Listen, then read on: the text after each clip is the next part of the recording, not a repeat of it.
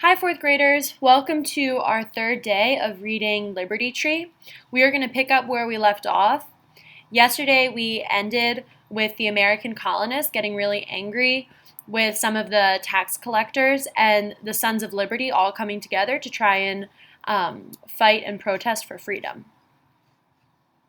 Tar and feathers.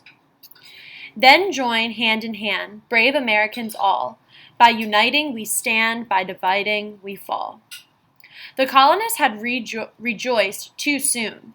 In 1767, Parliament passed the Townshend Acts.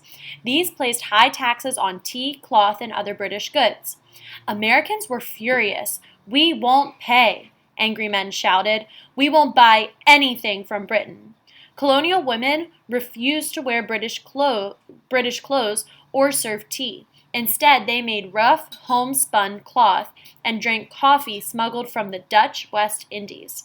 Patriotic women swore never to marry a man who bought British goods, and the Sons of Liberty vowed a horrible revenge against anyone who defied the boycott, tar and feathers. This word boycott means that you're going to refuse to buy products that you don't believe in. So, for example, nowadays, if you don't like what a company's doing, let's say for some reason you don't like how the employees are being treated at Target. Maybe they're not getting paid enough. So I'm going to stop buying things from Target. This boycott, they didn't like what the British Parliament was enforcing with taxes. So they said, we're not going to buy anything from Great Britain. And anybody who didn't follow that boycott, they threatened tar and feathers. They stripped the offender, poured hot tar over him, and then, to make him look ridiculous, emptied a feather pillow over his head. Feathers stuck to the black tar. The screaming man was carried out of town on a wooden rail and dumped in a ditch. Soon, almost no one would buy British goods. The British Americans were already furious at each other. When an American ship, the Liberty, was seized by British customs agents on a charge of smuggling. The Liberty was owned by John Hancock, a rich Boston merchant who supported the Sons of Liberty. The news spread quickly. Men raced to the docks. A fight broke out, and the customs agents were beaten up. The British government was outraged at the news. Parliament voted to send troops to get the Americans back under control. In 1768, a squadron of British warships sailed into Boston Harbor. 700 redcoats marched ashore and pitched their tents on Boston Commons. So because all of these things are going on, the British are sending more soldiers over to America to keep watch over the American colonists.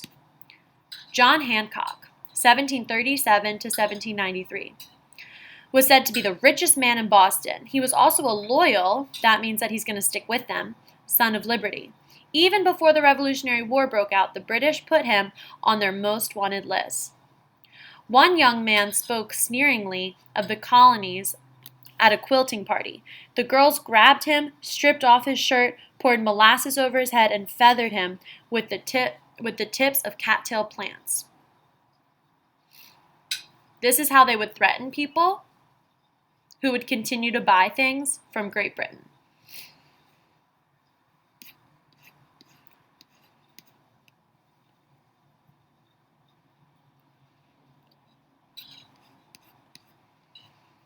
We are going to continue with lobster backs tomorrow. Today we're just reading Tar and Feathers. I want you to pause the video now, and I want you to write down how you think the American colonists are feeling and how you think Great Britain is feeling. How do you think the king is feeling, the government? We know that the American Revolutionary War is coming up, so I want you to write down how both sides are feeling before the war happens. See you tomorrow for the chapter Lobster Backs.